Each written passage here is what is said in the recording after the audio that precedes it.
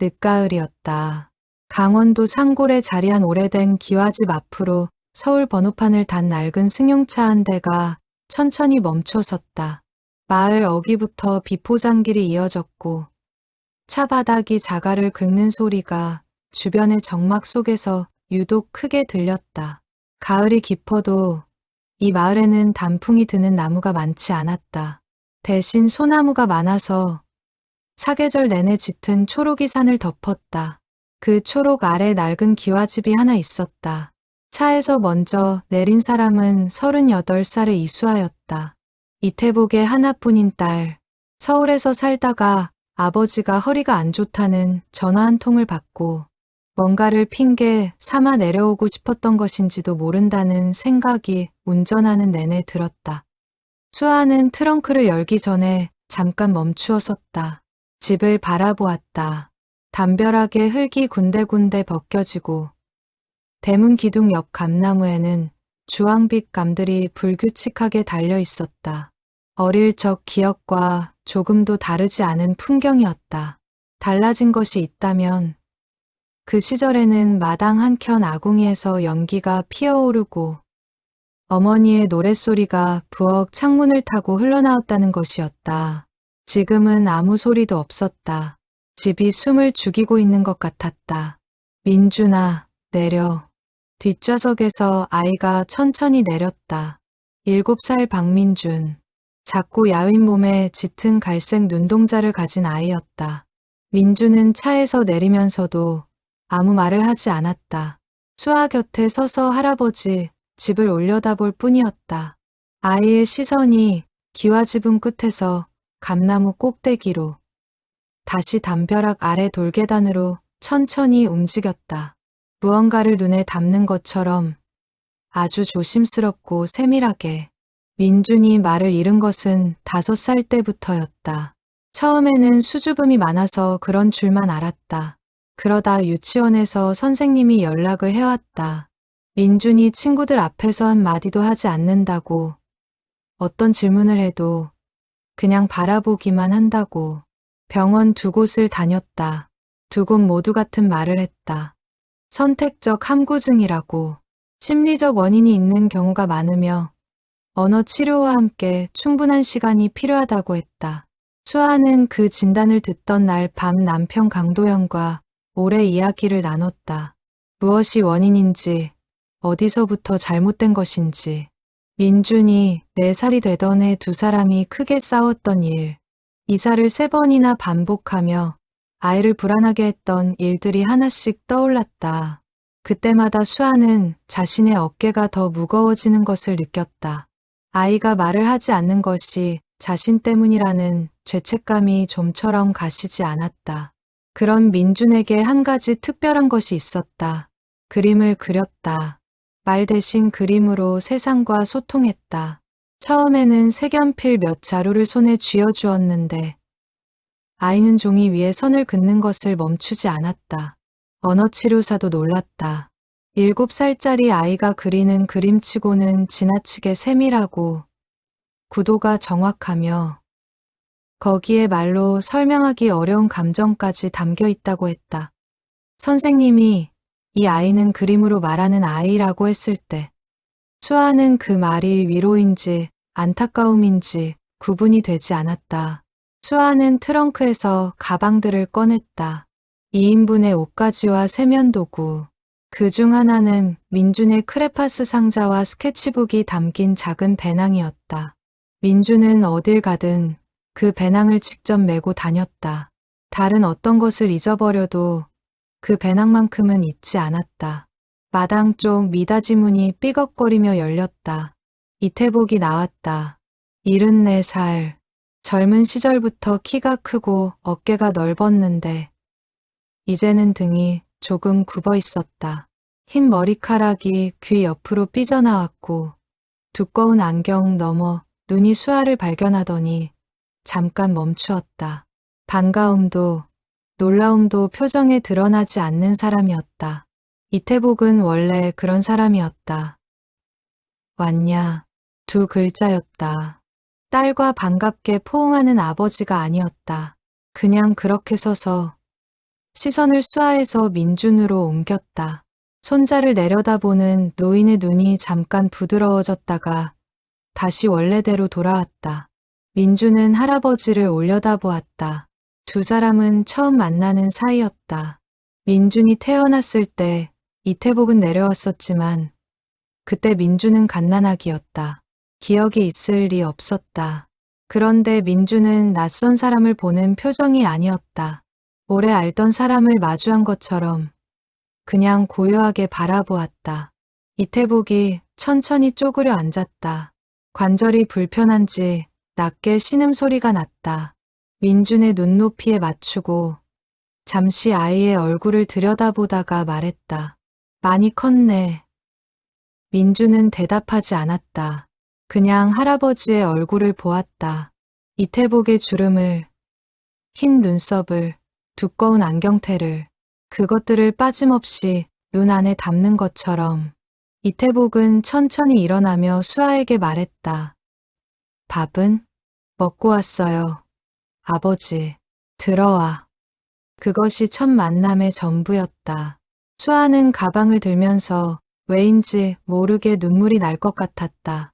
어릴 때부터 늘 그랬다. 아버지 이태복은 말이 없었고 그 침묵 속에 무언가가 가득 담겨 있었다. 무엇인지는 한 번도 알 수 없었다. 집 안으로 들어서자 익숙한 냄새가 났다. 나무 냄새, 오래된 한지 냄새, 그리고 이상하게도 희미한 물감 냄새 같은 것. 수아는 코를 킁킁거렸다. 물감 냄새라니. 기억에는 없는 냄새였다.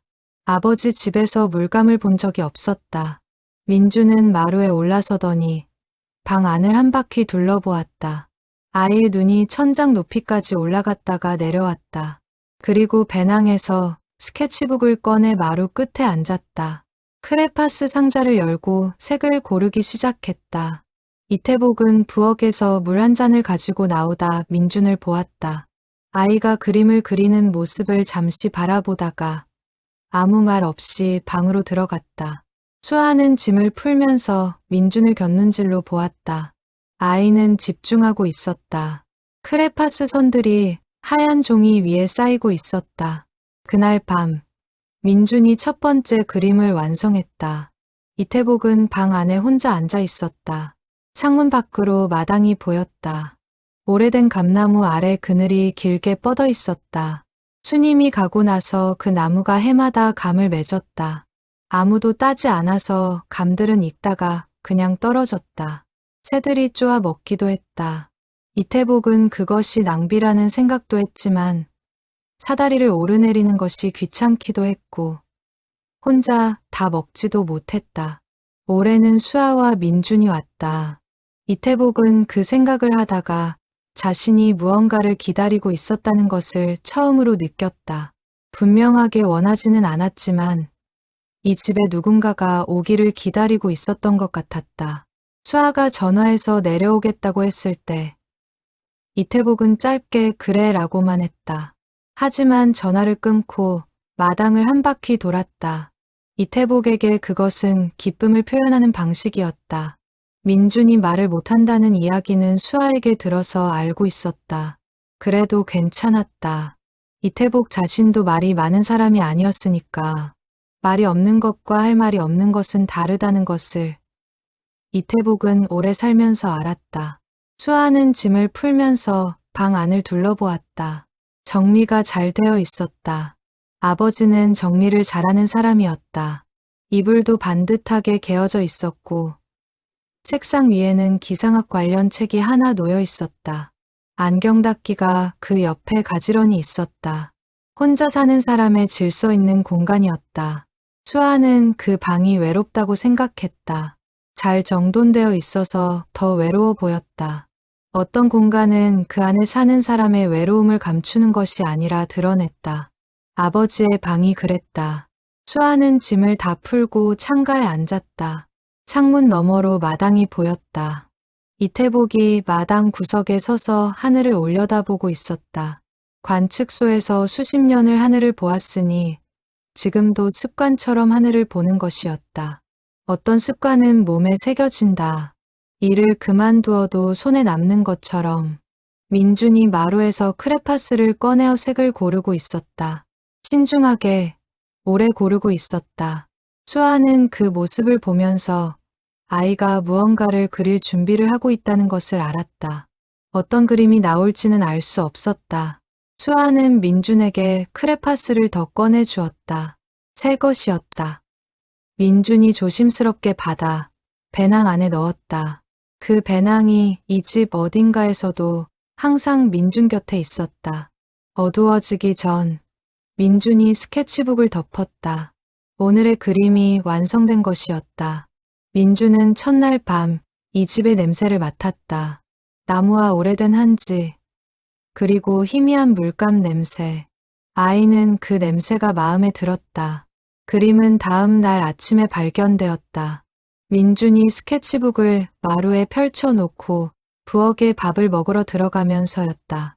수아가 마루를 지나다 무심코 눈길을 주었다가 발을 멈추었다. 그림 속에는 산이 있었다. 겨울이 오기 직전의 산. 나무짚이 다 떨어진 능선 사이에 작은 건물이 하나 서 있었다.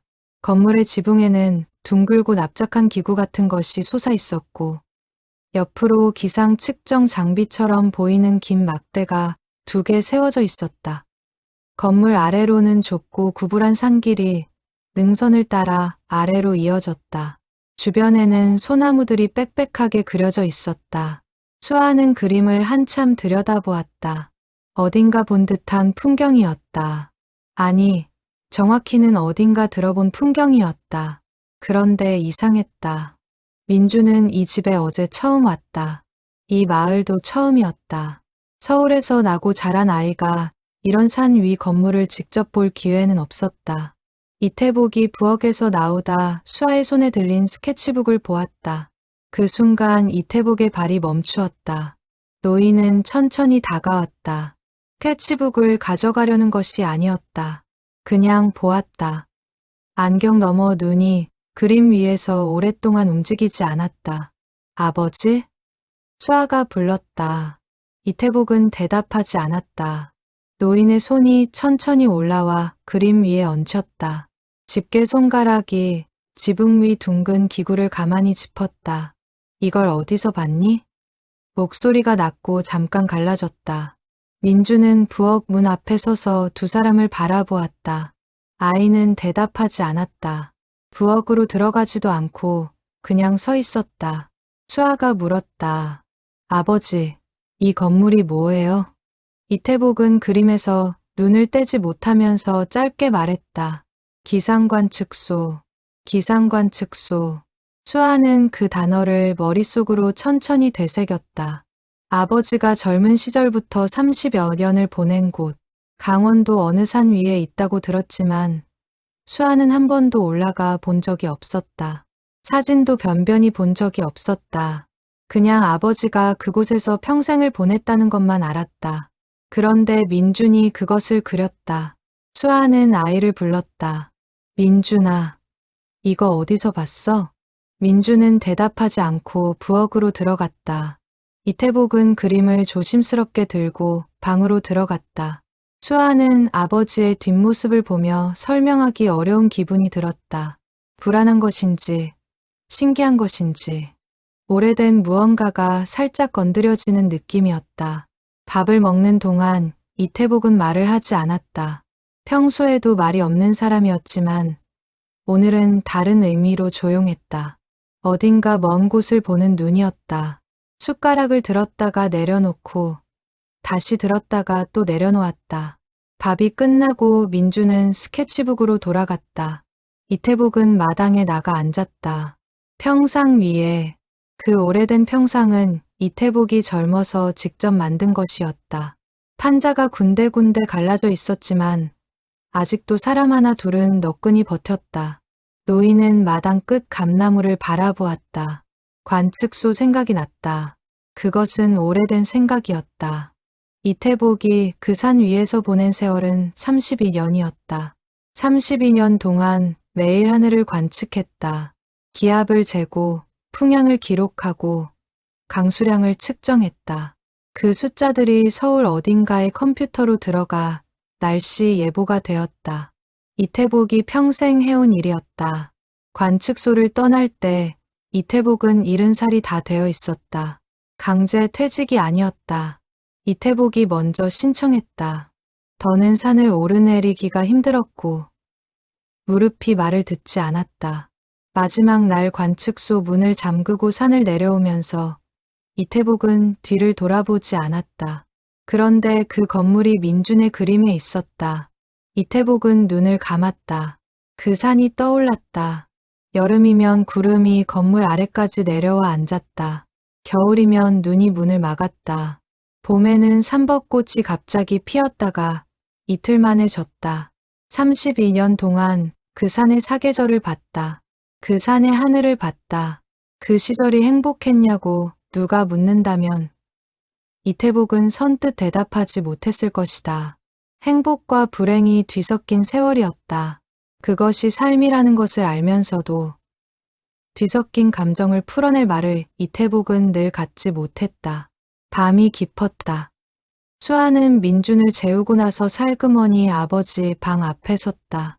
불이 꺼져 있었지만 방 안에서 소리가 났다. 서랍을 여닫는 소리, 무언가를 찾는 소리. 수아는 문을 두드렸다. 아버지 주무세요? 잠시 침묵이 흘렀다.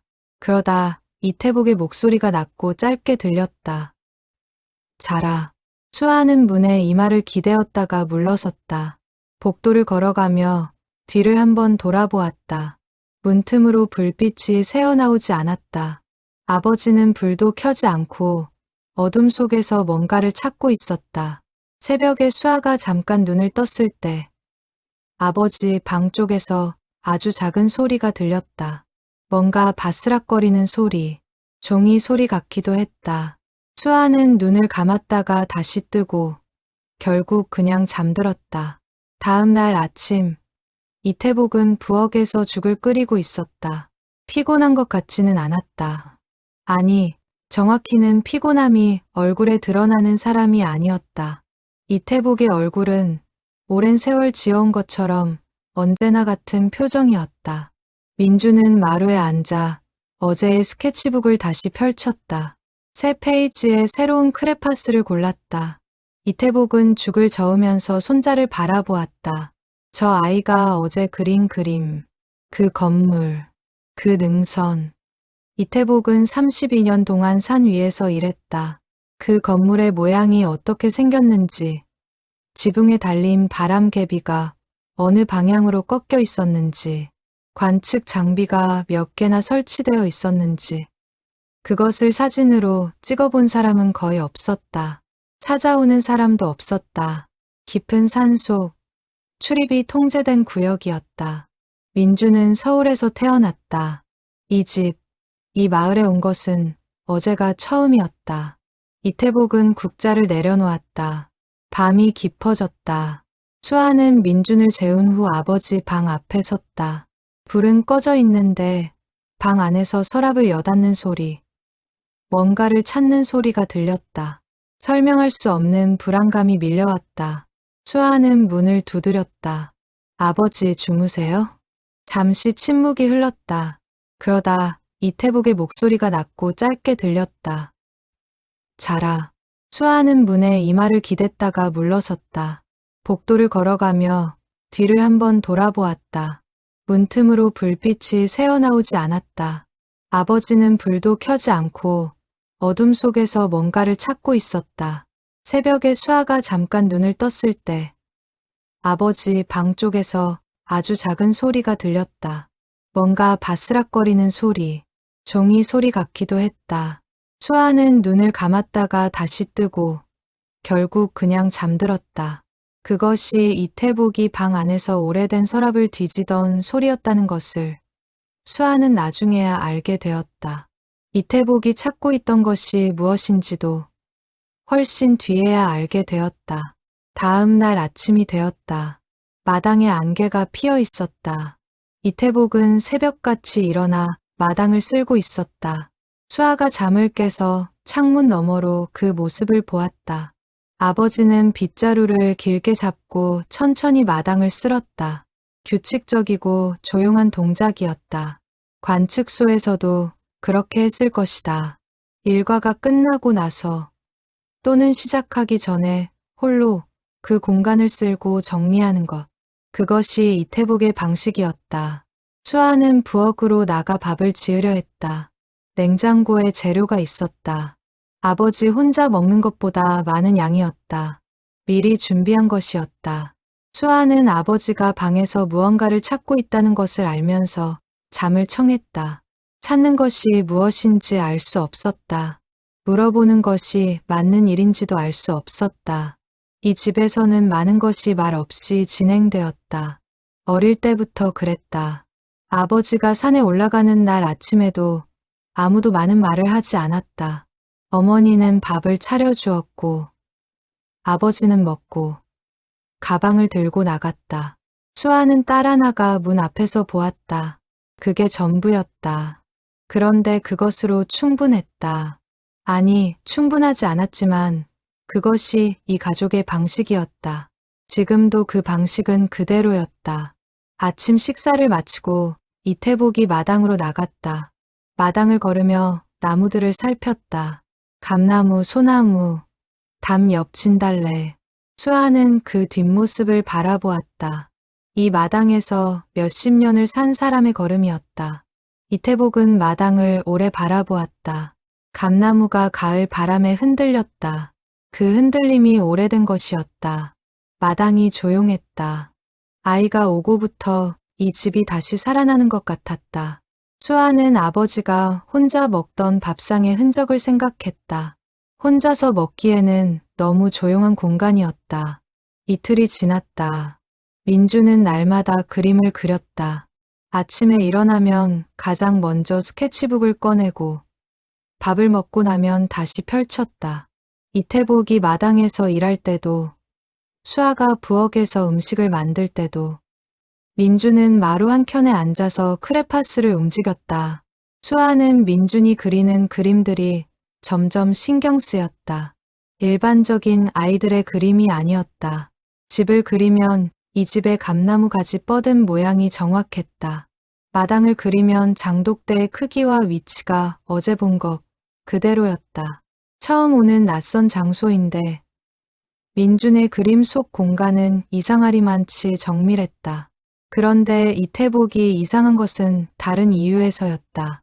노인은 민준이 그림을 그릴 때마다 조금씩 더 오래 바라보았다.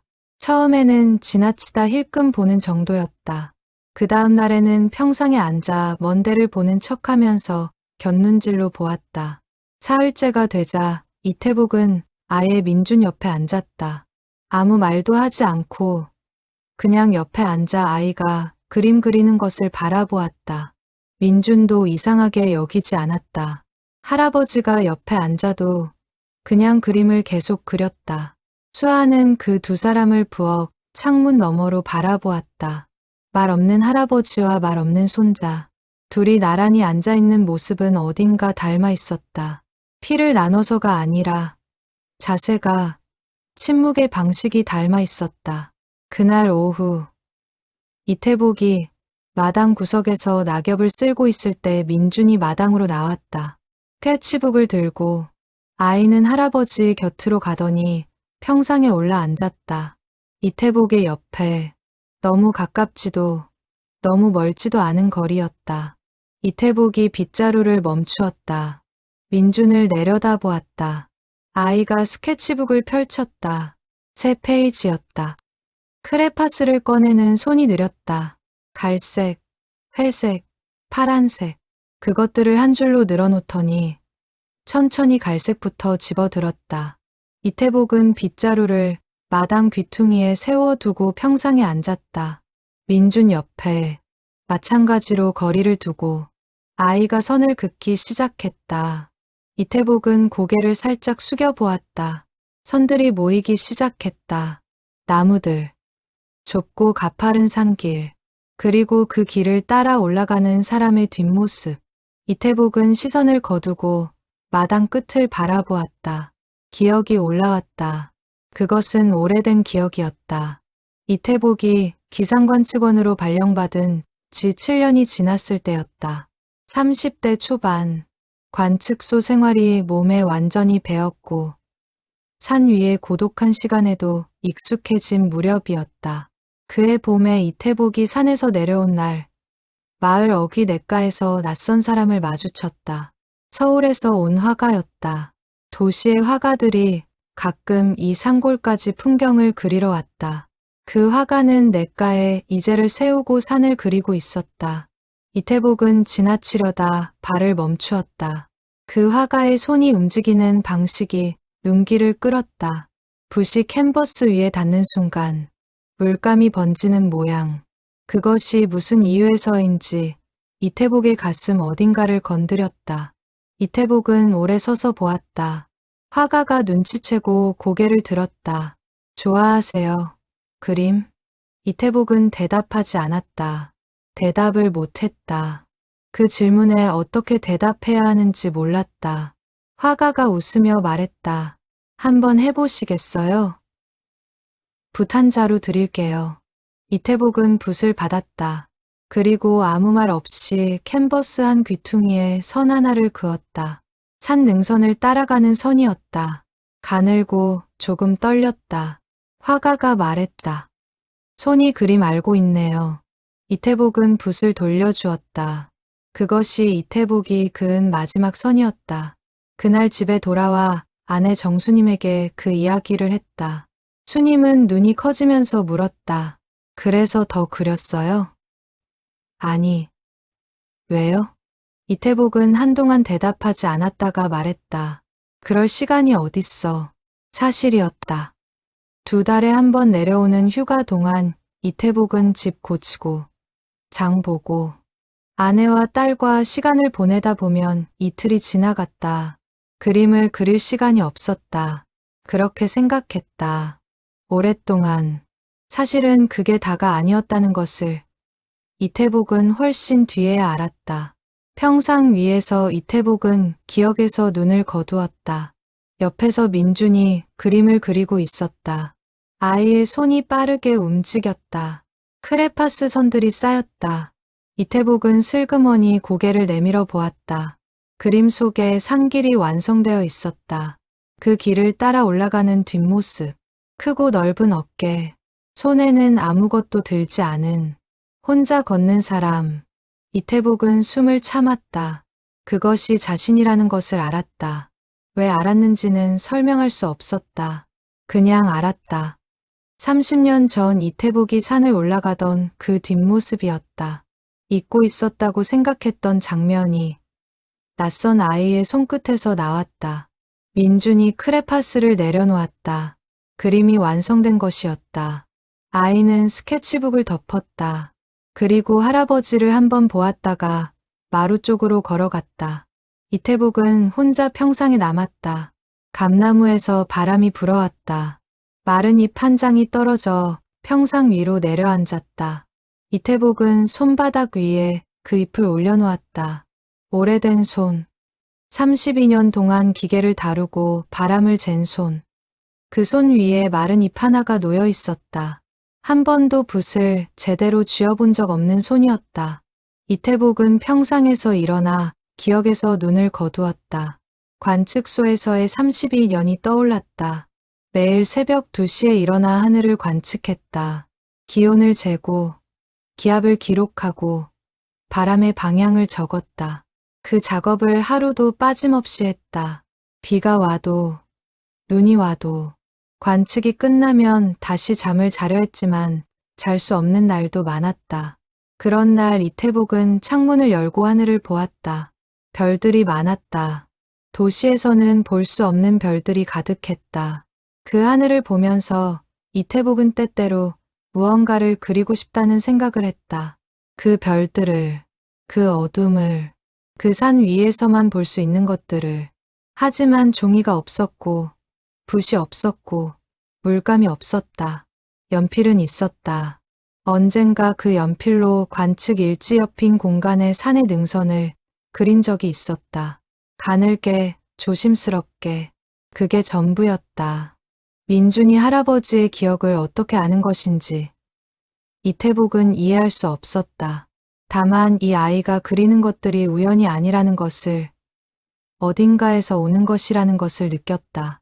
평상에서 이태복은 오래 앉아 있었다. 감나무에서 바람이 불었다. 마른 잎 한 장이 떨어져 평상 위로 내려앉았다. 이태복은 손바닥 위에 그 잎을 올려놓았다. 오래된 손. 32년 동안 기계를 다루고 바람 속도와 기압을 쟀다. 그 손 위에 마른 잎이 놓여 있었다. 민준이 마당으로 나왔다. 스케치북을 들고 있었다. 아이는 감나무 아래쪽 평상 끝에 앉았다. 이태복의 옆에. 너무 가깝지도 너무 멀지도 않은 거리였다. 크레파스를 꺼내어 새 페이지를 폈다. 선을 긋기 시작했다. 이태복은 손자를 보았다. 아이의 손이 빠르게 움직였다. 이태복은 평상 위에서 오래 앉아 있었다. 감나무 그늘이 마당을 가로질러 뻗어 있었다. 그 그늘 안에 오래된 기억들이 있었다. 어린 시절 아버지가 그림 그리는 것을 보고 싶었던 기억도 있었다. 아버지도 산을 그리고 싶었던 사람이었다. 그것을 이 집에 아무도 몰랐다. 말하지 않았으니까. 말하지 않아도 알았다고 생각했으니까. 아니면 말하면 더 아플까봐 말하지 않았거나. 수님은 알았다. 수님은 이태복이 말하지 않아도 알고 있었다. 그것이 수님이었다. 그리고 그 사실을 수님의 일기에서 읽었을 때 이태복은 처음으로 눈물을 흘렸다. 아니, 그것은 아직 앞에 있는 일이었다. 지금 이 평상 위에서 이태복은 아직 그것을 모르고 있었다. 민준이 스케치북을 안고 마당으로 나왔다. 이태복은 손바닥에 올려놓은 마른 잎을 오래 보다가 마당 귀퉁이에 살며시 내려놓았다. 그것이 어디로 가는지 보지 않았다. 그냥 일어나 마루로 들어갔다. 해가 기울었다. 마당의 그림자가 길어졌다. 이태복은 평상에서 일어나 부엌으로 들어갔다. 저녁 준비를 해야 했다. 혼자 먹을 때와 달리 둘을 더 챙겨야 했다. 그것이 불편하지 않았다. 오히려 이상하게 좋았다. 민준이 할아버지의 손을 보았다. 그 손이 어떤 손인지 알고 있는 것처럼 아이는 다시 그림을 그리기 시작했다. 민준은 할아버지의 손을 이상하게 오래 바라보다가 다시 그림을 그렸다. 이태복이 관측소에 있던 시절, 수님은 이 마당에서 혼자 봄을 맞았다. 그런 봄이 몇 번이나 있었는지 수아는 알지 못했다. 나흘째 되는 날 저녁이었다. 수아는 아버지에게 이번 주 안에 서울로 돌아가야 한다고 했다. 도연이 혼자 있고 민준의 언어치료 일정도 있었다. 이태복은 그래라 했다. 짧게. 더 있으라는 말도 아쉽다는 말도 없었다. 수아는 그것이 서운하기도 하고 또 늘 그래왔기 때문에 익숙하기도 했다. 민주는 하루 종일 그림을 그렸다. 스케치북 안에 페이지가 하나둘씩 채워졌다. 수아는 한번 몰래 스케치북을 펼쳐보려 했다가 민준이 곁에서 눈을 들어 바라보는 바람에 포기했다. 아이는 말을 하지 않았지만 그 눈빛은 분명한 메시지를 담고 있었다. 아직 다 완성되지 않았다는 것. 그래서 기다렸다. 나흘째 저녁. 민준이 그림을 그리다 잠이 들었다. 마루 끝에 앉아서 크레파스를 손에 쥔 채로 스르르. 스케치북이 무릎 위에 놓여 있었다. 어느 쪽으로 기울지 않고 딱 균형 잡힌 자세로. 어린 아이들이 잠들 때 보여주는 그 기묘하게 완벽한 균형이었다. 이태복이 마당에서 들어오다 마루에서 잠든 민준을 보았다. 아이를 방으로 데려가야 할 것 같았다. 노인은 살금살금 다가갔다. 그런데 스케치북이 열려 있었다. 들어올리다 눈이 닿았다. 이태복의 손이 멈추었다. 그림 속에 여자가 있었다. 노란 우산을 든 여자였다. 연두빛 저고리를 입은 여자. 긴 머리가 등 뒤로 내려오고 얼굴은 반쯤 돌아선 각도라 완전히 보이지 않았다. 그러나 그 돌아선 반쪽 윤곽만으로도 이태복은 그 여자가 누구인지 알았다. 정수님이었다. 이태복은 그림을 들어올렸다. 손이 떨렸다. 노인이 이렇게 손을 떠는 것을 수아도 마을 사람들도 본 적 없었다. 이태복은 손이 떨리는 사람이 아니었다. 그런데 지금 스케치북을 쥔 손이 미세하게 흔들렸다. 노란 우산, 연두빛 저고리. 결혼식을 마치고 집으로 돌아오던 날이었다. 잔치집에서 작은 마을길로 나오는데 갑자기 비가 왔다. 예고 없이 쏟아지는 비였다. 이태복은 우산이 없었다. 수님이 노란 우산을 쓰고 있었다. 이태복이 어쩔 줄 몰라 하자 수님이 웃으면서 우산 안으로 끌어당겼다. 같이 쓰면 되죠. 그게 수님이 한 말이었다. 노란 우산 안에 둘이 서서 좁은 마을길을 걸었다. 수님의 어깨가 자꾸 이태복 쪽으로 기울었다. 이태복은 어색해서 조금 비켜섰다가 수님이 웃으면서 또 옆으로 당기는 것을 그냥 받아들였다. 비가 우산 위를 두드리는 소리만 들렸다. 그것이 전부였다. 그날의 수님, 그 연두빛 저고리, 그 노란 우산. 민준이 그것을 그렸다. 민준은 수님을 만난 적이 없었다. 민준이 태어나기 4년 전 수님은 세상을 떠났다. 사진이라도 보여준 적이 있었는지 이태복은 생각해 보았다. 없었다. 이태복은 사진을 방 밖에 두지 않았다. 서랍 깊숙이 넣어 두었다. 수아에게도 쉽게 꺼내 보여주지 않는 사진들이었다. 민준이 눈을 뜨더니 할아버지를 보았다. 이태복은 말을 하지 못했다. 어떻게 물어야 하는지 몰랐다. 어디서 봤냐고 물을 수 없었다. 이 아이가 볼 수 있었던 곳이 없었으니까. 그럼 무엇을 물어야 했을까? 이태복은 그림을 스케치북에서 떼어내지 않고 그대로 안고 있었다. 민주는 할아버지의 얼굴을 보다가 크레파스 하나를 집었다. 파란색이었다. 그것을 이태복 쪽으로 내밀었다. 이태복은 그것을 받았다. 크레파스가 손 안에 들어왔다. 가볍고 짧았다. 아이가 새 페이지를 펼쳤다. 빈 종이가 나왔다. 민주는 이태복을 보았다. 기다리는 눈빛이었다. 이태복은 파란 크레파스를 쥔 채로 종이를 보았다. 오랫동안 보았다. 무언가를 그려야 하는 것 같은 분위기였지만 손이 움직이지 않았다. 마지막으로 이 손으로 그림을 그은 것이 언제였던가. 그 화가의 캔버스 귀퉁이에 선 하나를 그은 것이 마지막이었다. 30년도 더 전의 일이었다. 이태복은 결국 크레파스를 종이에 대지 못했다. 아이는 재촉하지 않았다. 기다렸다. 그것이 이상하게 이태복의 가슴을 아팠다.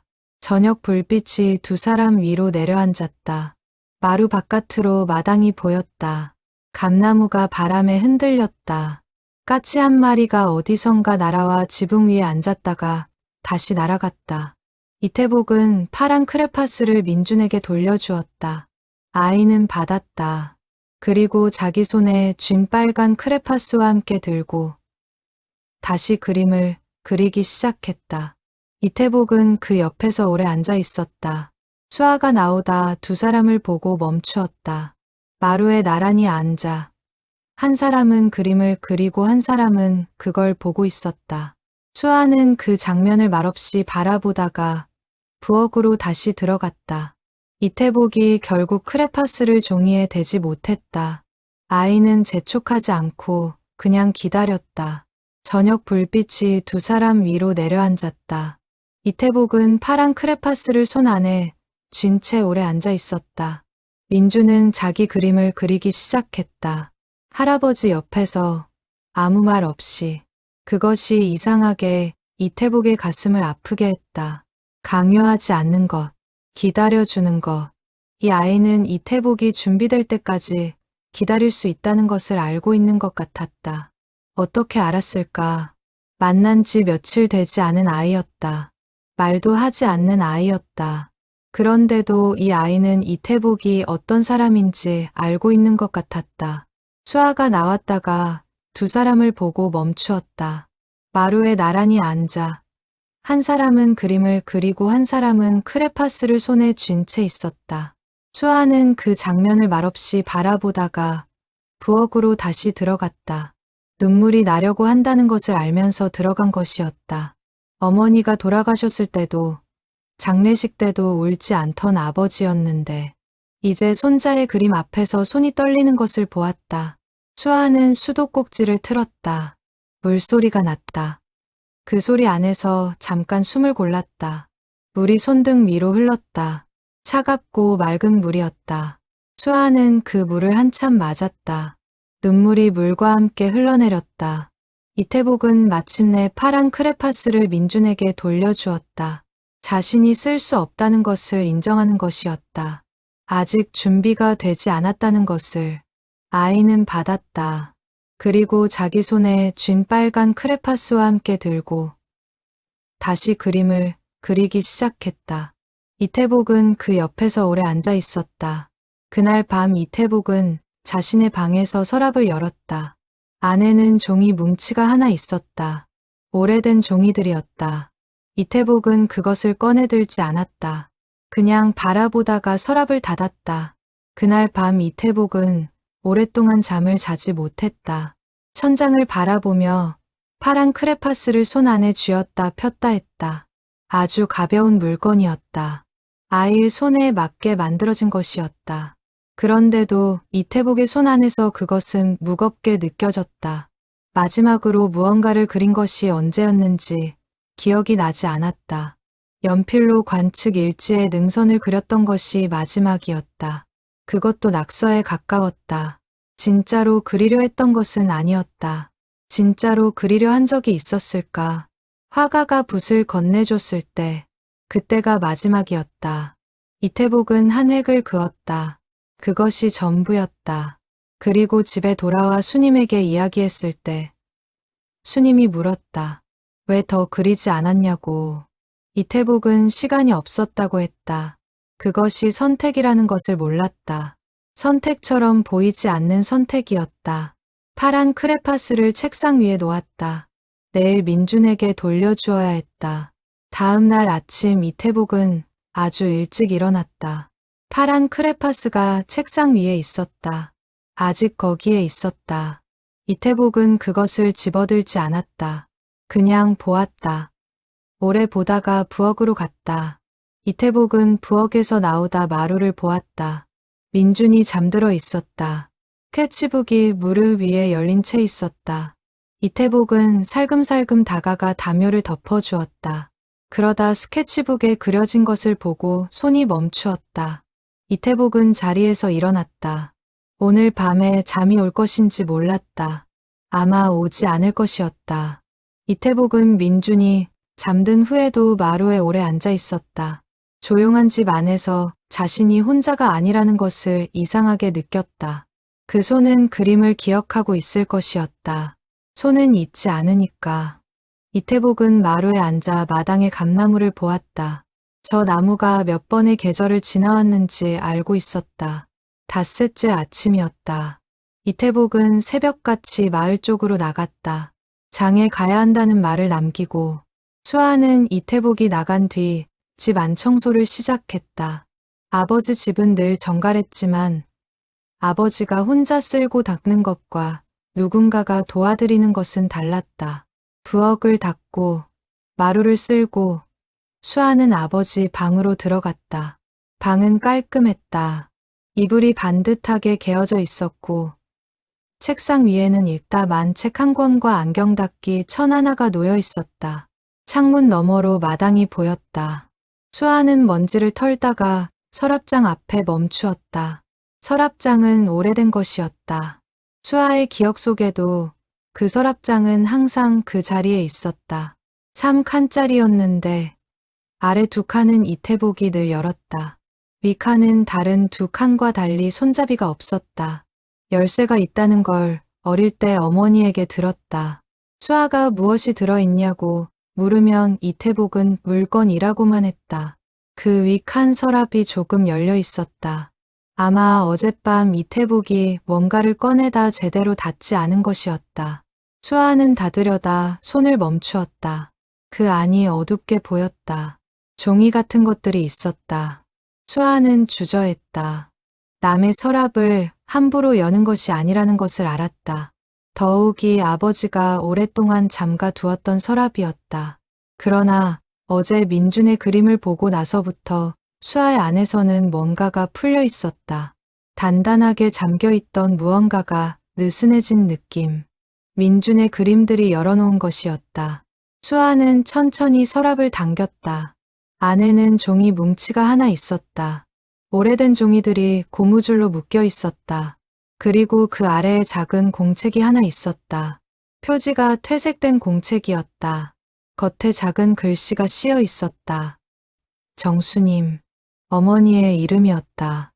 수아는 공책을 손에 들었다. 일기장이었다. 날짜가 있고 어머니의 필체로 빽빽하게 글씨가 채워져 있었다. 수아는 그 글씨를 보는 것만으로도 목이 메었다. 어머니의 글씨체는 특이했다. 받침이 유독 컸고 그 자를 다른 사람들과 다른 방식으로 썼다. 그 글씨를 보자마자 어머니가 살아있을 때의 느낌이 가슴 안으로 밀려들었다. 수아는 공책을 덮으려다 멈추었다. 첫 페이지를 펼쳤다. 날짜는 20여 년 전이었다. 어머니가 암 진단을 받은 그 해였다. 태복 씨는 오늘도 산에 있다. 내가 병원에 다녀온 것을 알면 걱정해서 내려올 텐데. 말하지 않았다. 아직 내가 마음의 준비가 되지 않아서. 수아는 숨을 참았다.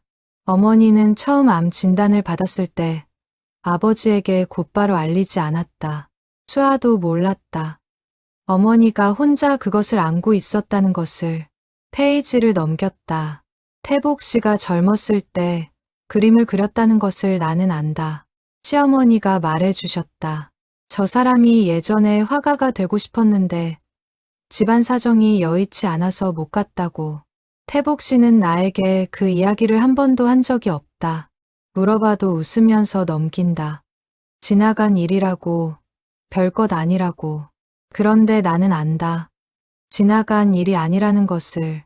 태복 씨가 산에서 내려올 때마다 하늘 이야기를 하는 것을 들으면 안다. 저 사람의 눈이 그림 보는 사람의 눈이라는 것을. 수아는 손을 멈추었다. 아버지가 화가를 꿈꾸었다고? 수아가 몰랐던 이야기였다. 아버지 이태복이 꿈을 가졌던 사람이라는 것을. 그 꿈이 그림이었다는 것을. 수아는 아버지를 언제나 기상관측원으로만 알았다. 아버지가 처음부터 그 사람이었던 것처럼. 페이지를 또 넘겼다. 오늘 태복 씨 옷서랍을 정리하다가 그림 몇 장을 발견했다. 연필로 그린 것들인데 산의 풍경이었다. 관측소 근처에서 그린 것 같았다. 종이가 누렇게 변해 있었다. 얼마나 오래된 것인지. 나는 그 그림들을 이 공책 안에 끼워 두었다. 태복 씨가 언젠가 다시 꺼내볼 수 있도록. 수아는 공책 뒤쪽을 펼쳤다. 종이들이 있었다. 오래된 연필 스케치들이었다. 수아는 고무줄을 풀고 하나씩 펼쳤다. 산이었다. 나무였다. 하늘이었다. 그리고 마지막 장은 여자였다. 텃밭에 쪼그려 앉은 여자. 얼굴이 보이지 않았다. 뒷모습이었다. 그런데 그 뒷모습이 너무나 다정했다. 오래 바라보고 그린 사람이 그린 뒷모습이었다. 어머니였다. 아버지가 어머니를 그린 것이었다. 수아의 눈에서 눈물이 흘렀다. 소리 없이 흘렀다. 이 그림이 있었다는 것을 어머니는 알고 있었고, 어머니는 이것을 이 공책 안에 넣어 두었다. 아버지가 다시 볼 수 있도록. 아버지는 그것을 봤을까? 보지 않았을까? 수아는 공책을 더 읽었다. 암이 깊다고 했다. 수술을 해도 쉽지 않다고 한다. 이제는 태복 씨에게 말해야 할 것 같다. 오늘 내려오면 말하겠다. 그 다음 페이지. 말하지 못했다. 태복 씨가 집에 오자마자 담이 기울었다고 고치러 나갔다. 저녁에 들어와서는 부엌 창문이 삐걱거린다고 손을 봤다. 나는 그 모습을 보면서 어떻게 말해야 할지 몰랐다. 그 다음 페이지. 태복 씨에게 말했다. 밥을 먹다가 말했다. 태복 씨 얼굴이 굳었다. 한동안 아무 말도 하지 않았다. 그러더니 밥상을 뒤로 밀고 일어서서 마당으로 나갔다. 거기서 혼자 오래 서 있었다. 나는 창문으로 그 뒷모습을 보았다. 아무것도 할 수 없어서 그냥 보았다. 수아는 페이지를 넘기는 손이 떨렸다. 마지막 페이지. 나는 마지막으로 태복 씨가 그린 그림이 보고 싶다. 젊은 시절에 그린 것 말고 지금의 태복 씨가 그린 그림. 지금 이 눈으로 본 하늘, 이 손으로 그린 산. 그게 내 마지막 소원인데 차마 말을 못하겠다. 태복 씨가 그림을 멀리한 것에 내가 원인이 된 것 같아서 수아 낳고 살림이 어려워졌을 때 그림 공부 가고 싶지 않냐고 물었는데 태복 씨가 웃으면서 그런 것 없다고 했다. 나는 그 웃음이 괜찮은 웃음인지 괜찮지 않은 웃음인지 아직도 모른다. 일기는 거기서 끊겨 있었다. 수아는 공책을 닫았다. 두 손으로 그것을 가슴에 대었다. 이때 문 쪽에서 발소리가 들렸다. 이태복이 돌아오는 발소리였다. 수아는 서랍을 닫았다. 공책을 제자리에 넣으려는데 손이 떨렸다. 겨우 넣고 서랍을 밀었다. 완전히 닫혔는지 확인하고 방 한가운데에 서서 숨을 고르는데 방문이 열렸다. 이태복과 눈이 마주쳤다. 눈물을 닦지 못했다. 이태복의 눈썹이 가늘게 움직였다. 수아의 눈가를 보았다. 방 안을 보았다. 서랍장을 보았다. 청소하다가 수아가 말을 잇지 못했다. 아버지, 저 잠깐만요. 수아는 방을 나왔다. 수아가 공책을 계속 읽었다. 오늘 태복 씨 옷서랍을 정리하다가 그림 몇 장을 발견했다. 연필로 그린 것들인데 산의 풍경화였다. 관측소 근처에서 그린 것 같았다. 종이가 많이 누렇게 변해 있었다. 나는 그 그림들을 이 공책 안에 끼워 두었다. 태복 씨가 언젠가 다시 꺼내볼 수 있도록. 수아는 공책 뒤쪽을 펼쳐보니 고무줄로 묶인 오래된 종이들이 나타났다. 산, 나무, 하늘이 그려진 연필 스케치들이었다. 사이사이 빈 곳에는 연필로 날짜가 적혀 있었다. 30년 전, 40년 전의 날짜들이었다. 아버지의 그림이었다. 수아는 그 그림들을 하나씩 살폈다. 선이 가늘고 조심스러웠다. 굉장히 잘 그린 것은 아니었지만 정성스러웠다. 보는 사람이 상황을 생생하게 상상할 수 있는 묘사였다. 관측소 창문에서 보이는 능선, 안개 낀 날의 산허리, 이른 봄 눈이 녹지 않은 나무 사이. 아버지는 이것들을 오래 혼자 안고 있었다. 수아는 공책을 닫으며 눈물을 흘렸다. 소리 없이 흘렸다.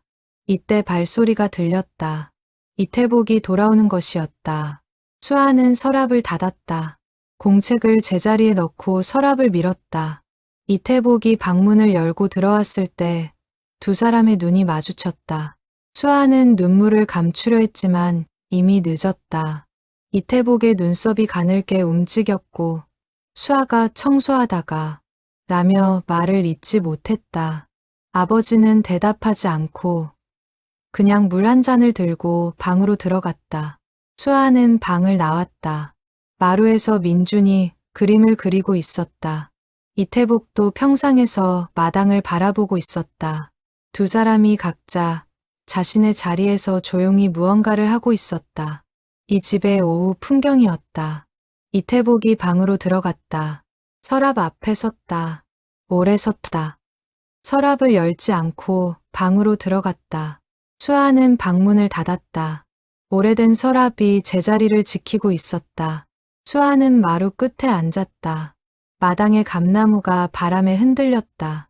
까치가 두 마리였다가 한 마리가 날아갔다. 혼자 남은 까치가 가지 위에서 조용했다. 수아는 어머니를 떠올렸다. 정수님. 어릴 때의 어머니는 언제나 바빴다. 텃밭에서, 부엌에서, 마당에서 늘 몸을 움직이며 무언가를 했다. 그러나 바쁜 사람 특유의 지쳐 보이는 느낌이 없었다. 수님은 일을 하면서도 콧노래를 불렀고 수아가 옆에 오면 무엇을 하든 잠깐 멈추고 눈을 맞추었다. 그 잠깐이 수아에게는 크게 느껴졌다. 아버지가 산에 있는 날들이 더 많았기 때문에 수아는 어머니와 둘이 이 집에서 지내는 날이 많았다. 그 시절이 외로운 시절이었는지 물어보면 수아는 대답하기 어려웠다. 어머니가 있어서 외롭지 않았다고도 할 수 있었고 아버지가 없어서 외로웠다고도 할 수 있었다.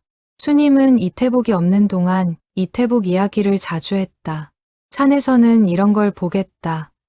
저런 날씨일 거다. 어제 바람이 어땠으니 오늘 관측소는 이럴 것이다. 마치 이태복이 어딘가 보이는 곳에 있는 것처럼 이야기했다. 수아는 그것이 어머니의 외로움을 다스리는 방식이라는 것을 어른이 되고 나서야 알았다. 이태복이 마당으로 나왔다. 장바구니를 부엌에 두고 나온 것이었다. 마루에 앉은 수아를 보다가 그 옆에 앉았다. 두 사람은 한동안 마당을 바라보았다. 말을 먼저 꺼내는 것은 대개 수아였다. 이태복은 먼저 말을 시작하는 사람이 아니었다. 아버지. 응. 엄마 일기 봤어요. 이태복이 무릎 위에 놓인 손에 힘이 들어갔다. 수아는 계속했다. 서랍이 열려 있었어요. 죄송해요. 봐서는 안 됐는데. 엄마 이름이 씌어 있어서 어머니가 화가가 되고 싶었던 아버지 이야기를 썼더라고요. 이태복은 대답하지 않았다. 아버지가 그림을 그렸다는 거 몰랐어요. 제가 태어나서 한 번도 본 적 없었으니까. 아버지 그림도 나왔어요. 엄마가 공책에 끼워 놓은 것들. 어머니 뒷모습을 그린 것도 있었어요. 이태복의 눈꺼풀이 내려왔다가 올라갔다. 엄마 마지막 소원도 읽었어요. 긴 침묵이었다. 감나무 잎이 바람에 흔들렸다. 이태복의 옆 얼굴이 굳어 있었다. 다 안다면서 왜 물어? 낮은 목소리였다. 화가 나서가 아니라 안에 있는 것이 나오지 않도록 참고 있는 목소리였다. 물어보는 게 아니에요.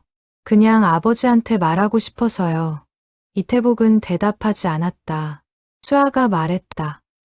엄마가 아버지 그림 보고 싶다고 했잖아요. 아버지는 그거 알고 있었어요? 잠시 후 이태복이 말했다. 알아. 어떻게요? 이태복은 마당을 바라보며 말했다. 수님이가 병원에 마지막으로 입원했을 때 내가 산에서 내려와서 병원으로 갔는데 간호사한테 들었어. 수님이가 그 전날 했던 말을 여보, 그림이 보고 싶다고 했대. 수아는 숨이 멈추는 것 같았다. 나는 그 말을 병원 복도에서 들었어. 수님이 방에 들어가기 전에 들어가서 뭐라고 할지 몰랐어. 그림 그려줄게라고 해야 했는데 내가 그릴 수 있다고 지금이라도 그려주겠다고 해야 했는데 이태복의 목소리가 조금씩 낮아지고 있었다. 들어가서 아무 말도 못했어. 그냥 손만 잡고 있었어. 수님이는 이튿날 아침에 갔어. 마당이 고요하게 매우 깊이 조용했다. 수아는 아버지 옆에서 눈물이 흘렀다. 소리를 내지 않으려 입술을 깨물었다. 이태복이 천천히 말을 이었다. 그 뒤로 그림이라는 것을 생각하면, 붓이라는 것을 보면 가슴이 막혔어. 그게 후회인지 아니면 다른 건지 나는 그걸 말로 표현하는 사람이 못 돼서. 수아는 이태복의 손 위에 자신의 손을 얹었다. 이태복은 그 손을 떼어내지 않았다. 그냥 두었다. 민준이 마루에서 걸어 나왔다. 두 사람을 보더니 걸음을 멈추었다. 그러더니 조용히 이태복 옆에 앉았다. 세 사람이 마당을 바라보았다. 아무도 말하지 않았다. 말이 필요 없는 순간이었다. 가을 햇볕이 감나무 가지를 타고 마루 끝까지 내려왔다. 민준이 할아버지의 손을 작은 손으로 잡았다. 이태복이 손자의 손을 바라보았다. 작고 따뜻한 손이었다. 이태복이 천천히 말을 이었다. 그 뒤로 그림이라는 것을 생각하면, 붓이라는 것을 보면 가슴이 막혔어. 그게 후회인지 아니면 다른 건지 나는 그걸 말로 표현하는 사람이 못 돼서. 수아는 이태복의 손 위에 자신의 손을 얹었다. 이태복은 그 손을 떼어내지 않았다. 그냥 두었다. 오래된 침묵이 흘렀다. 수아는 아버지가 얼마나 오랫동안 이것을 혼자 안고 살았는지를 생각했다.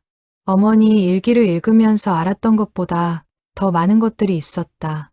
어머니는 아버지가 그림을 좋아한다는 것을 알았고, 아버지는 그것을 결코 말하지 않았다. 두 사람은 그 사실을 각자 알면서도 한 번도 직접 이야기하지 않았다. 왜 그랬을까? 수아는 그것이 이 집의 방식이었다는 것을 이제 알았다. 말이 없어도 전해지는 것들이 있었고, 말하지 않아도 알고 있는 것들이 있었다. 그것이 이 가족의 언어였다. 어머니 마지막 소원도 읽었어요. 긴 침묵이었다. 감나무 잎이 바람에 흔들렸다. 이태복의 옆 얼굴이 굳어 있었다. 다 안다면서 왜 물어? 낮은 목소리였다. 화가 나서가 아니라 안에 있는 것이 나오지 않도록 참고 있는 목소리였다. 물어보는 게 아니에요. 그냥 아버지한테 말하고 싶어서요. 이태복은 대답하지 않았다. 어머니가 아버지 그림을 보고 싶다고 했잖아요. 아버지는 그거 알고 있었어요? 잠시 후 이태복이 말했다. 알아. 어떻게요? 이태복은 마당을 바라보며 말했다. 순임이가 병원에 마지막으로 입원했을 때 내가 산에서 내려와서 병원으로 갔는데 간호사한테 들었어. 순임이가 그 전날 했던 말을 여보, 그림이 보고 싶다고 했대.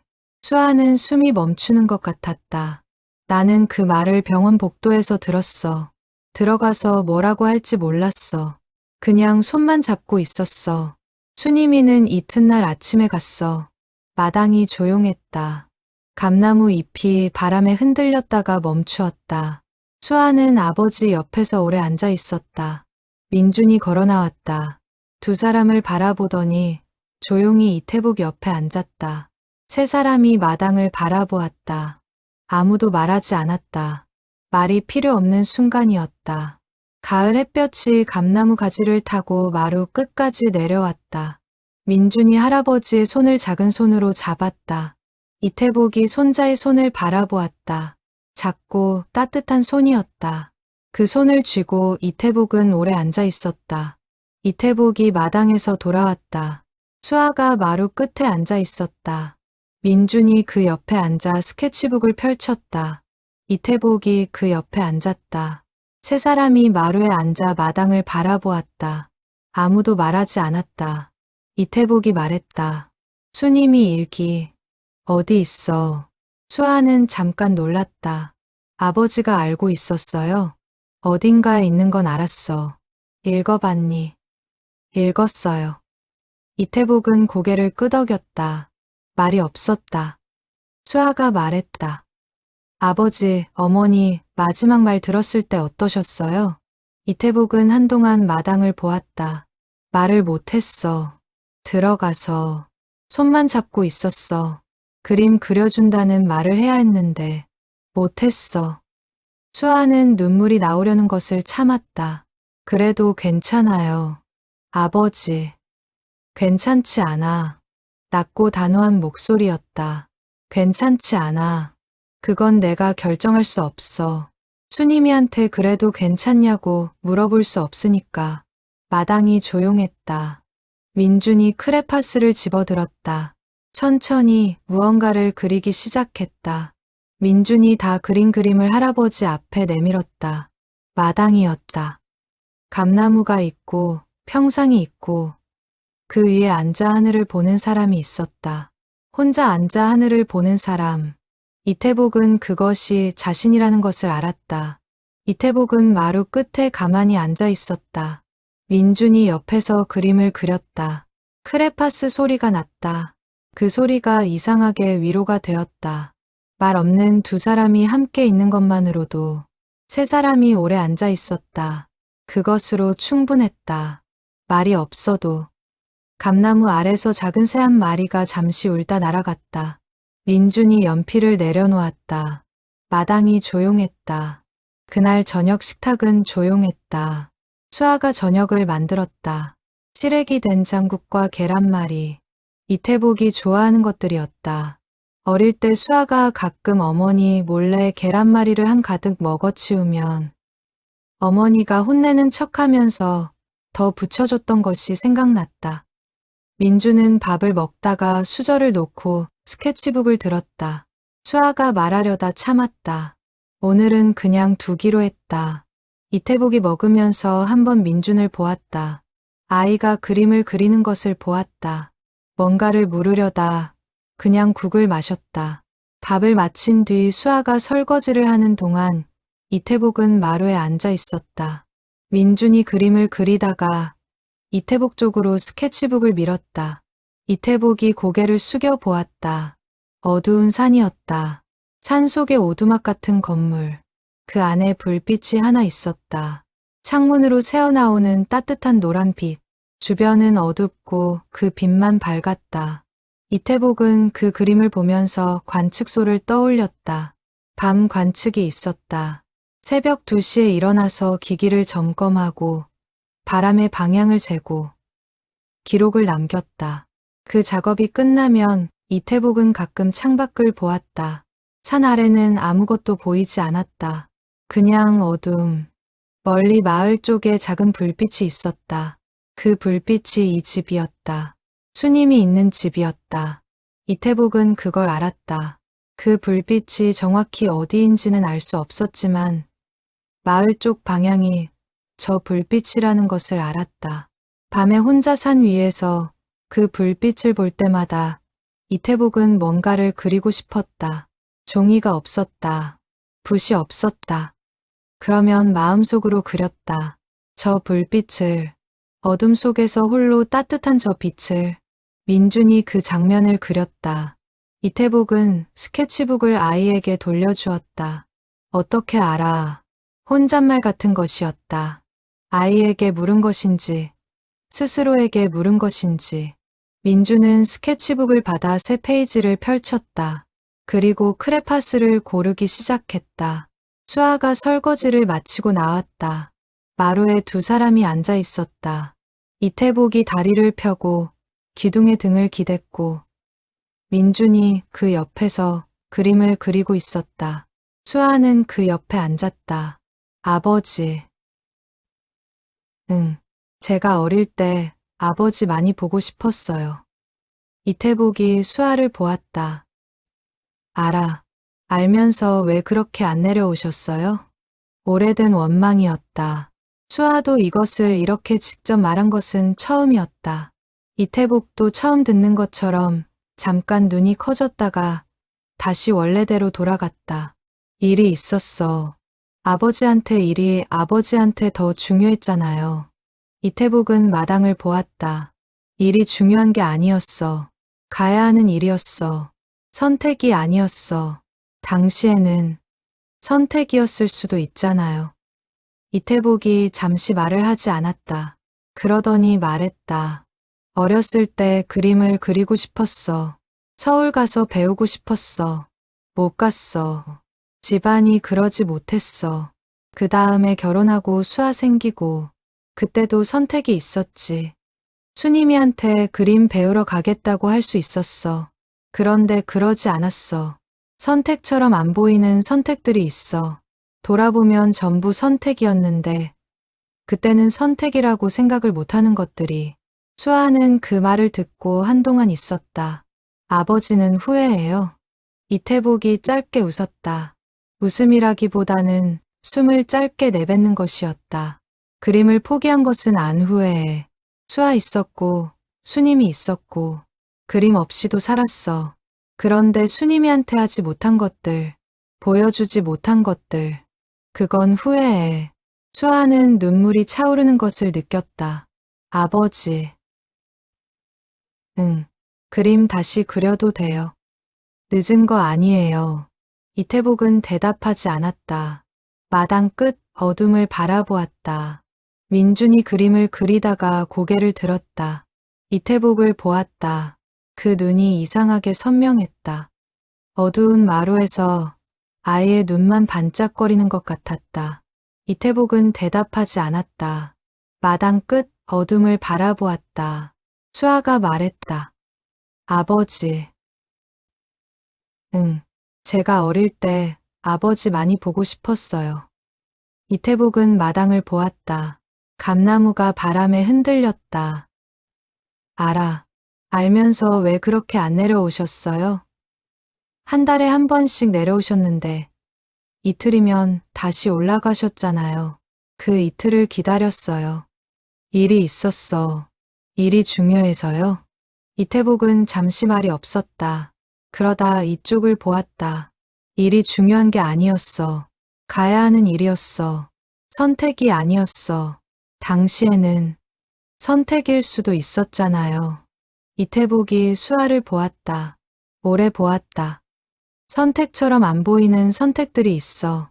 돌아보면 전부 선택이었는데 그때는 선택이라고 생각을 못하는 것들이 어렸을 때 그림을 그리고 싶었어. 서울 가서 배우고 싶었어. 못 갔어. 집안이 그러지 못했어. 그 다음에 결혼하고 수아 생기고 그때도 그림 배우러 가겠다고 할 수 있었지. 그런데 그러지 않았어. 선택처럼 안 보이는 선택들이 있어. 수아는 그 말을 듣고 한동안 있었다. 아버지는 후회해요. 이태복이 짧게 웃었다. 웃음이라기보다는 숨을 짧게 내쉬는 것이었다. 그림을 포기한 건 안 후회해. 수아 있었고, 수님이 있었고, 그림 없이도 살았어. 그런데 수님이한테 하지 못한 것들, 보여주지 못한 것들, 그건 후회해. 수아는 눈물이 차오르는 것을 느꼈다. 아버지. 응, 그림 다시 그려도 돼요. 늦은 거 아니에요. 이태복은 대답하지 않았다. 마당 끝 어둠을 바라보았다. 얼마나 시간이 지났는지 모른다. 마당이 더 어두워졌다. 감나무의 실루엣이 밤하늘에 선명하게 떠올랐다. 수아는 아버지 옆에서 자신이 오래 앉아 있었다는 것을 깨달았다. 이태복이 수아의 어깨에 손을 얹었다. 잠깐이었다. 그것이 전부였다. 그러나 수아는 그 잠깐이 평생의 어떤 말보다 많은 것을 담고 있다는 것을 알았다. 민준이 그림을 그리다가 고개를 들었다. 이태복을 보았다. 그 눈이 이상하게 선명했다. 어두운 마루에서 아이의 눈만 반짝거리는 것 같았다. 이태복은 잠시 아무 말도 하지 않았다. 수아도 기다렸다. 마당에서 바람이 불고 감나무가 흔들렸다가 멈추었다. 어디선가 새 한 마리가 울었다. 짧게 한 번. 이태복이 말했다. 수아 어릴 때 내가 내려오면 수아가 문 앞에서 기다리고 있었어. 수아는 기억하고 있었다. 매번 그랬다. 차 소리가 들리면 달려나갔다. 아버지가 내리면 달려가 품에 안겼다. 어릴 때는 그랬다. 그게 보였어. 내가 다시 올라가는 날 수아가 뒤에서 보고 있는 게 한 번도 잘 다녀오라고 하지 않았어. 그냥 보고 있었어. 수아는 기억했다. 그 시절 아버지의 등을 보내며 아무 말도 하지 못했던 것을. 말이 나오지 않아서가 아니라 말을 하면 안 될 것 같아서였다. 아버지가 올라가야 하는 것을 알았으니까 멈추게 해서는 안 된다는 것을 7살, 8살에도 알고 있었다. 미안해. 처음으로 아버지에게 그 말을 들었다. 수아는 말을 잇지 못했다. 한참 후에 겨우 말했다. 미안하지 않아도 돼요. 아버지. 이태복은 대답하지 않았다. 마당을 보았다. 수아도 마당을 보았다. 그들은 오래 그렇게 앉아 있었다. 민준이 두 사람을 바라보았다. 그러더니 조용히 할아버지 옆에 앉았다. 세 사람이 마당을 향해 나란히 앉았다. 밤이 깊어갔다. 마당 끝 하늘에 별이 하나 둘 보였다. 이태복이 민준의 어깨를 가볍게 쥐었다. 잠깐이었다. 그러나 그것으로 충분했다. 수아는 방으로 들어가기 전에 마당을 한 번 더 바라보았다. 감나무가 달빛에 흔들렸다. 이 집에서 보낸 며칠이 어릴 때 이후로 가장 긴 시간이었다. 그리고 가장 많은 것을 알게 된 시간이었다. 이태복은 밤하늘을 바라보았다. 산 위에서 보던 별들과는 달랐지만 같은 하늘이었다.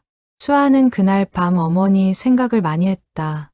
어머니가 살아있었다면 민준의 그림을 보고 뭐라고 했을까? 아마 울었을 것이다. 이태복은 눈을 감았다. 수님의 얼굴이 떠올랐다. 이태복은 밤하늘에서 별 하나를 찾았다. 수님이 좋아하던 별이었다. 6번째 밤이었다. 수아는 잠이 오지 않았다. 이불 위에 누워서 천장을 보다가 소리를 들었다. 마루 쪽에서 나는 소리였다. 작은 부스럭 소리.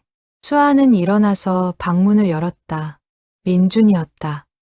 아이는 어두운 마루에 앉아서 그림을 그리고 있었다. 잠이 깨어 마루로 나온 것인지, 처음부터 자지 않은 것인지 알 수 없었다. 달빛이 마루 끝까지 들어와서 스케치북 위를 밝히고 있었다. 수아가 다가가려는데 이태복 방 문이 열렸다.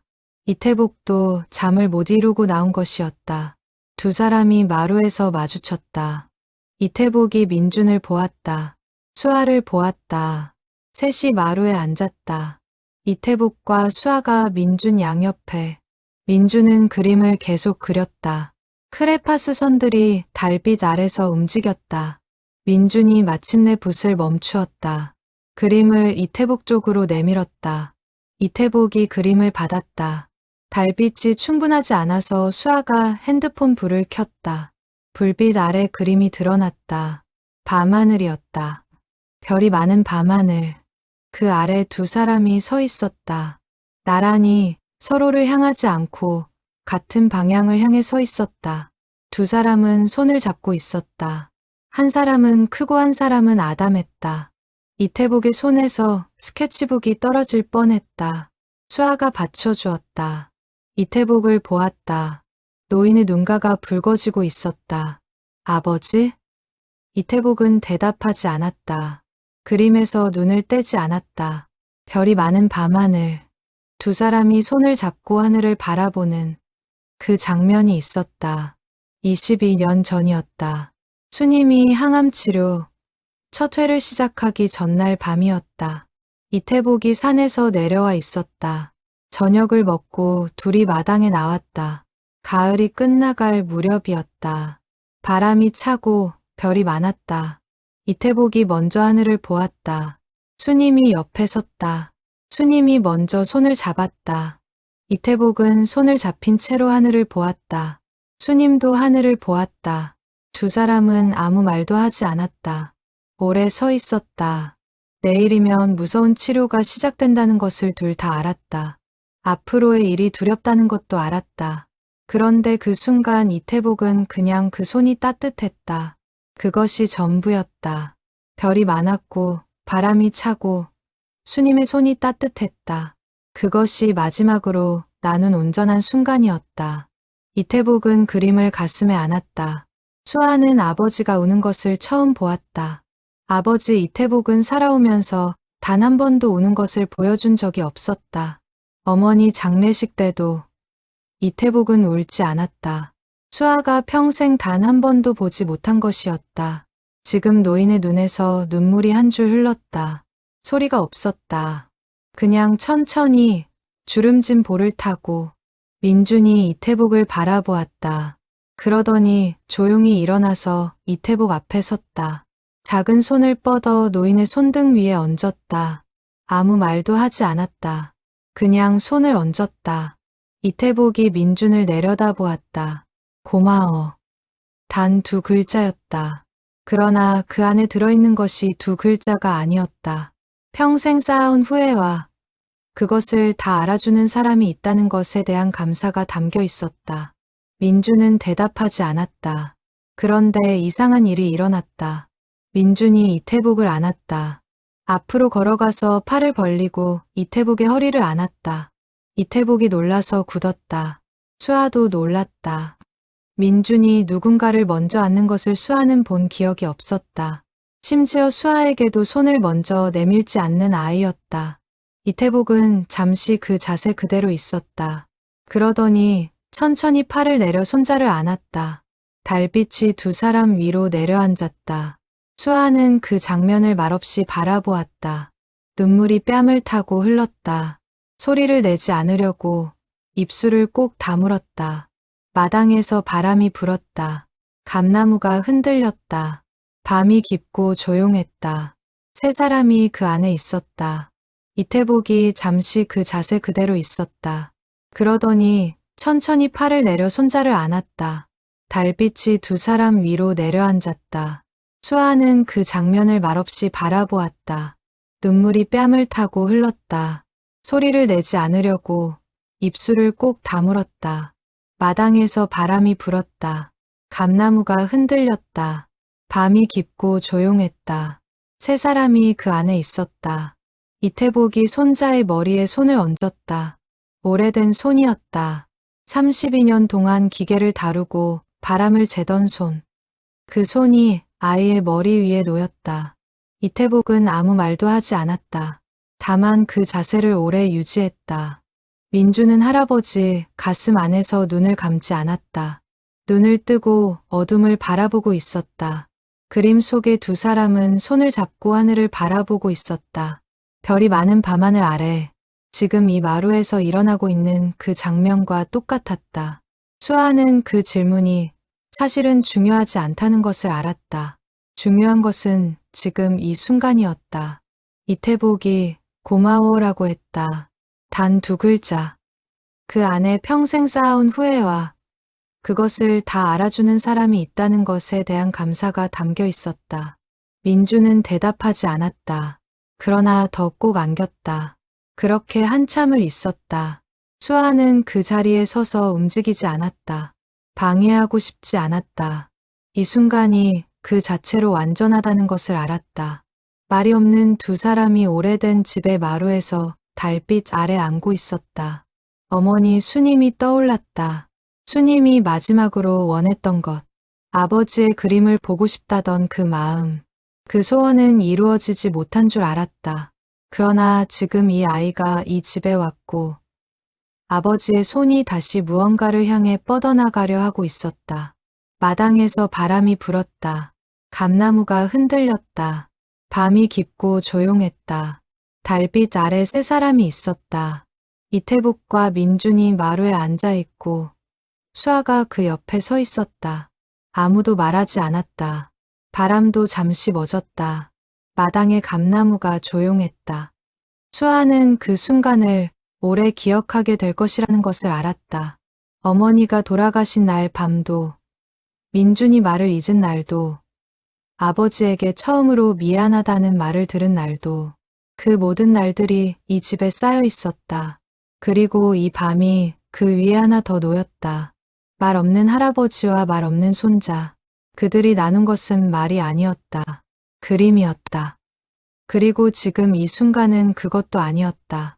그냥 있는 것이었다. 함께 있는 것이었다.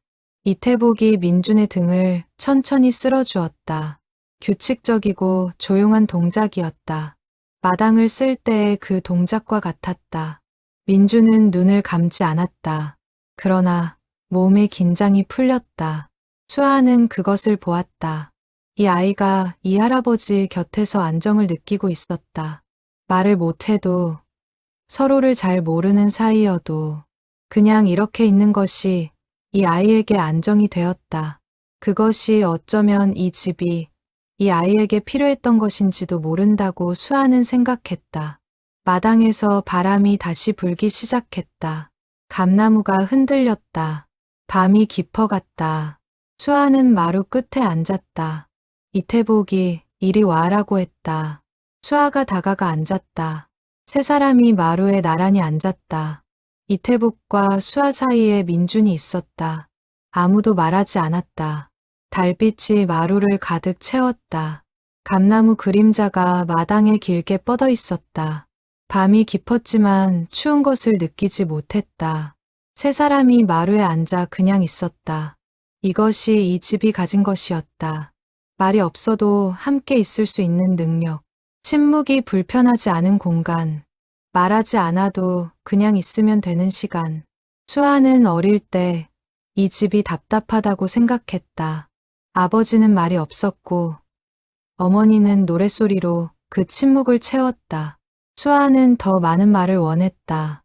아버지에게, 어머니에게. 지금은 달랐다. 지금 이 침묵이 편안했다. 민준이 있어서인지 아니면 수아 자신이 변해서인지 마당에서 바람이 불었다. 세 사람의 머리카락이 같이 흔들렸다. 민준이 조용히 눈을 감았다. 할아버지 품 안에서 이태복은 아이가 잠드는 것을 느꼈다. 천천히 손자의 숨소리가 고르게 바뀌었다. 이태복은 그 숨소리를 들으며 오래 앉아 있었다. 달이 지고 마당이 어두워졌다. 세 사람은 그제야 안으로 들어갔다. 각자 자기 방으로. 이 밤이 이 집에서 보내는 마지막 밤이라는 것을 세 사람이 각자 알고 있었다. 그래서 더 오래 마루에 앉아 있었다. 이튿날 아침, 이태복이 장에 간다고 했다. 수아가 따라가겠다고 했다. 민준도 배낭을 메고 현관에 섰다. 이 마을에는 5일장이 섰다. 한 달에 6번, 닷새마다 열리는 장이었다. 이태복은 20년 넘게 이 장에서 장을 봤다. 채소, 생선, 두부, 마을 장터에서 사는 것들이 슈퍼마켓보다 조금 더 싱싱하고 조금 더 인정이 있었다. 세 사람이 마을 길을 걸었다. 이태복이 앞서 걸었고 수아가 그 옆에, 민준이 조금 뒤에서 걸었다. 민준은 걸으면서 마을을 구경했다. 돌담을 손으로 짚어보고 길 옆 풀을 내려다보고 멀리 산을 올려다보았다. 이 마을의 모든 것이 새로운 아이였다. 장터에 들어서자 이태복이 아는 사람들이 나타났다. 생선 가게 주인이 손을 흔들었다. 채소 파는 할머니가 인사를 했다. 이태복이 짧게 대답하며 걸었다. 수아는 아버지 옆에서 걸으며 생각했다. 아버지가 이렇게 이 동네 사람들과 연결되어 있다는 것을 몰랐다. 수아는 아버지가 혼자 외롭게 사는 줄만 알았다. 그런데 이 장터에서 이태복은 고독한 노인이 아니었다. 그냥 이 마을의 일상이었다. 민준이 어느 순간 뒤처졌다. 이태복이 돌아보았다. 민준이 장터 안쪽 좁은 골목에 멈춰 서 있었다. 아이가 보고 있는 것을 따라가 보았더니 작은 문방구였다. 유리창 안에 수채화 물감 세트가 진열되어 있었다. 빨간 케이스에 물감 튜브들이 줄지어 있었다. 그 옆에 분몇 자루가 꽂혀 있었다. 투명한 플라스틱 통에 담긴 수채화 전용 종이도 있었다. 민주는 유리에 코를 거의 붙이다시피 하고 그것들을 들여다보았다. 이태복이 민준 옆에 섰다. 같이 유리창을 보았다. 물감들이 보였다. 이태복은 물감이 어떻게 생겼는지 오래전에 잊은 줄 알았다. 그런데 보자마자 그 시절 냄새가 났다. 물감 냄새, 린시드 냄새. 그 화가가 냇가에 앉아서 캔버스를 놓고 그림을 그리던 날의 냄새. 이태복이 문방구 문을 밀고 들어갔다. 주인 할머니가 고개를 들었다. 수채화 물감 세트 주세요. 그리고 붓도요. 주인이 케이스를 내왔다. 이태복이 골랐다. 아이용이 아닌 성인용. 물감 튜브가 16개 들어있는 것이었다. 붓은 굵기가 다른 세 자루를 골랐다. 수채화 종이도 한 묶음. 민준이 옆에서 그것들을 보았다. 눈이 밝았다. 이태복이 계산을 하는데 민준이 이태복의 손을 잡았다. 이태복이 멈추었다. 민준은 손을 잡은 채로 물감 케이스를 보았다. 말을 하지 않았다. 그냥 손을 잡고 있었다. 이태복은 그 손을 꼭 쥐었다. 주인 할머니가 웃으면서 말했다. 손자예요? 닮았네. 이태복이 대답했다. 그렇습니다. 수아는 그 소리를 듣고 눈물이 날 뻔했다. 아버지가 민준을 닮았다고 받아준 것이 말 없는 두 사람이 서로를 닮았다고. 집으로 돌아오는 길에 셋이 나란히 걸었다. 이태복이 오른손에 장바구니를 들고 왼손은 민준의 손을 잡았다. 수아가 그 옆에서 걸었다. 좁은 마을 골목길에 세 사람이 꽉 찼다. 집에 도착하자마자 민준은 마루에 수채화 재료를 늘어놓았다. 물감 케이스를 열었다. 붓을 골랐다. 물컵에 물을 따랐다. 이태복이 부엌에 장바구니를 두고 나오다 민준이 세팅하는 것을 보았다. 민준이 이태복을 보았다. 그리고 자기 옆자리를 손으로 두드렸다. 여기 앉아라. 이태복은 마루로 올라가 민준 옆에 앉았다. 민준이 붓 하나를 이태복 손에 쥐어주었다. 이태복은 붓을 받았다. 가볍고 부드러운 감촉이었다. 물감을 묻히지 않은 채로 잠깐 쥐고만 있었다. 붓이라는 것을 마지막으로 쥔 것이 언제였던가. 그 냇가의 화가에게 빌렸던 그때였던가. 아니면 그보다 더 전, 젊은 시절 연필로 선을 긋던 때였던가. 이태복은 물컵에 붓을 담갔다가 파란색 물감에 찍었다. 종이를 내려다보았다. 빈 종이가 넓었다. 천천히 붓이 내려갔다. 종이에 닿았다. 파란 선이 그어졌다. 떨렸다. 손이 살짝 떨려서 선이 약간 구불거렸다. 그런데 그것이 나쁘지 않았다. 이상하게 그 구불거림이 살아있는 느낌이었다. 이태복은 다시 붓을 들었다. 민준이 옆에서 자기 그림을 그렸다. 두 사람이 나란히 앉아 각자의 종이 위에 각자의 선을 그었다. 말이 없었다. 붓소리와 물소리만 있었다. 수아는 부엌 문 앞에 기대어 그 모습을 바라보았다. 말 없는 할아버지와 말 없는 손자가 나란히 앉아 그림을 그리는 모습이었다. 두 사람 사이에서 뭔가가 흐르고 있었다. 눈에 보이지 않는 것이지만 분명히 흐르고 있었다. 수아는 부엌으로 들어가 저녁을 준비하기 시작했다. 그 뒤로도 1시간이 넘게 두 사람은 그림을 그렸다. 집으로 돌아오는 길에 셋이 나란히 걸었다. 할아버지는 오른손에 장바구니를 들고 왼손으로 민준의 손을 잡았다.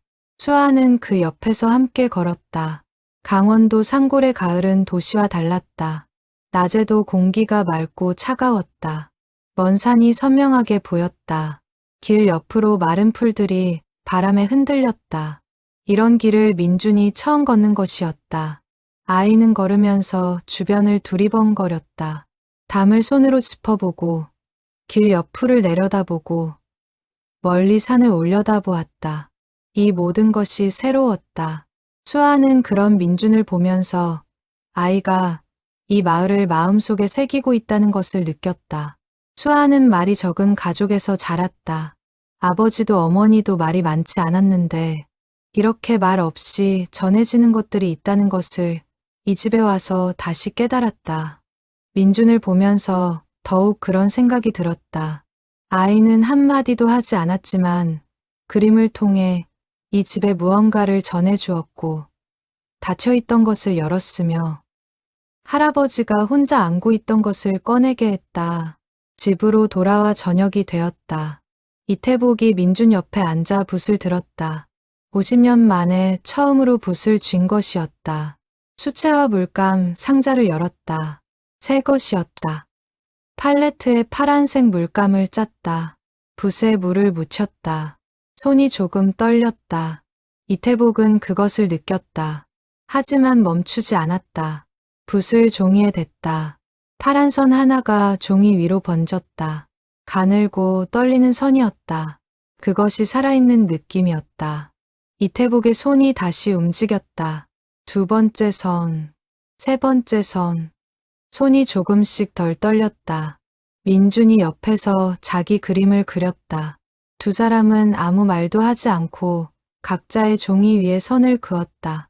수아는 부엌에서 아버지와 손자가 나란히 앉아 그림을 그리는 모습을 보았다. 눈물이 나려고 한다는 것을 알면서도 그냥 보았다. 이제 서울로 돌아가야 할 날이 다가왔다.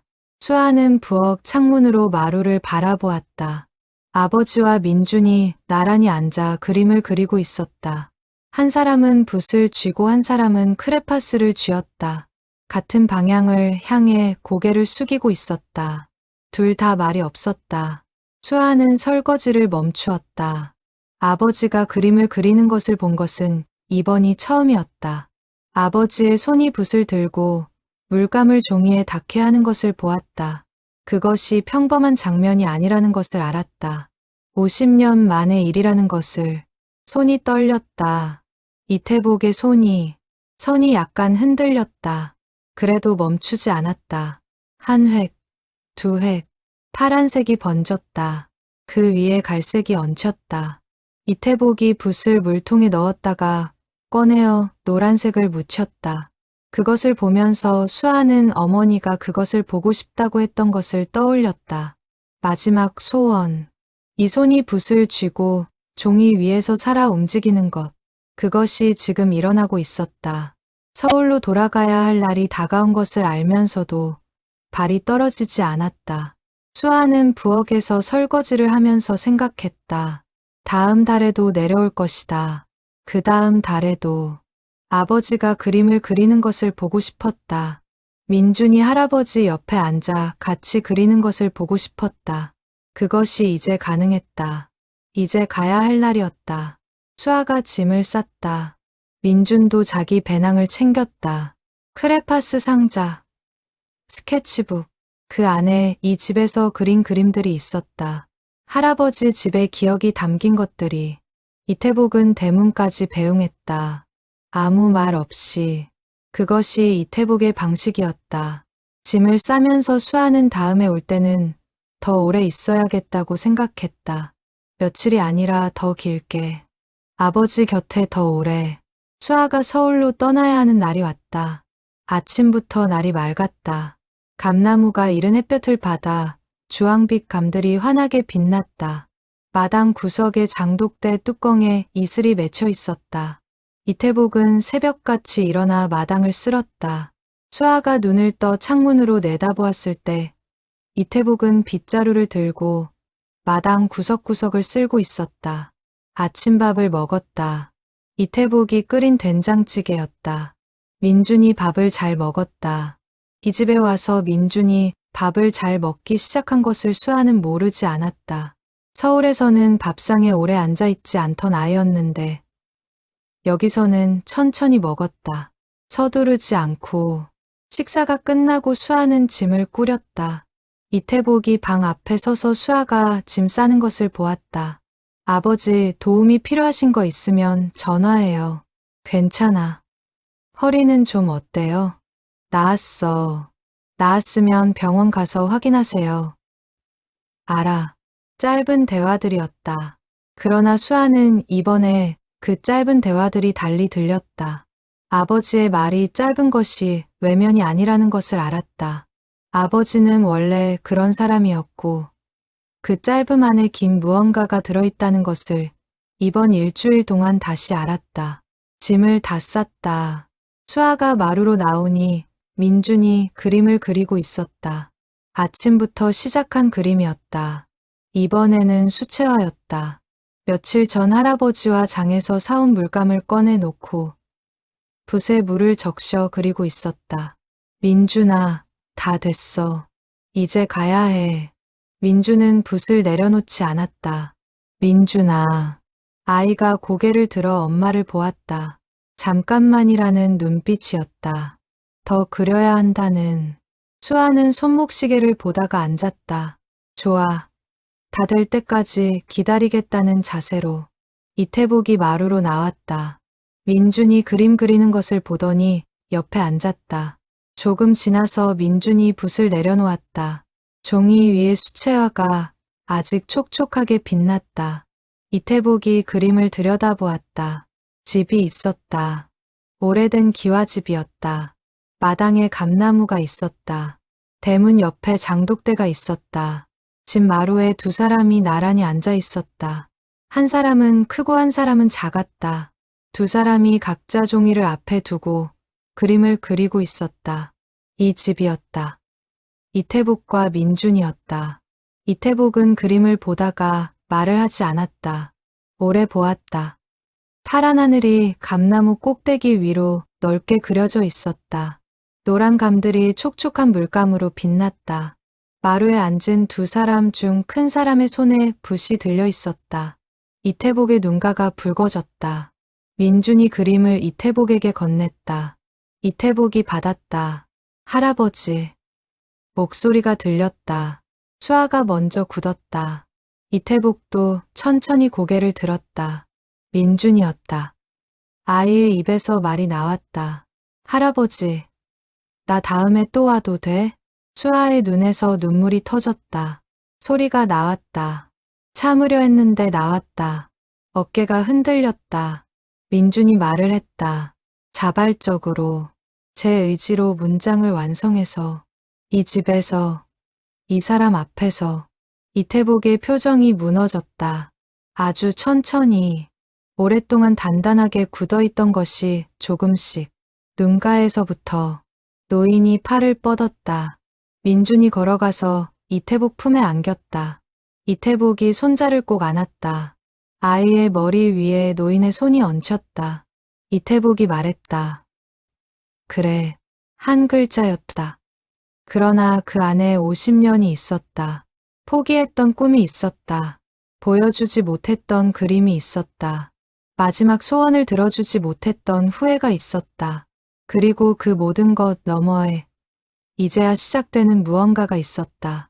수아는 눈물을 닦으면서 두 사람을 보았다. 어머니 수님이 생각났다. 일기 마지막 페이지의 그 글씨. 마지막 소원이 이루어지지 못했다고 생각했는데 이 방식으로 이루어지고 있는지도 몰랐다. 아버지의 손이 붓을 쥐었다. 아버지의 눈이 종이를 보았다. 아버지의 선이 종이 위에 그어졌다. 수님이 보고 싶었던 것이 지금 일어나고 있었다. 민준이 이태복을 통해 그것을 이끌어냈다. 말 한마디 없이 그림 몇 장으로.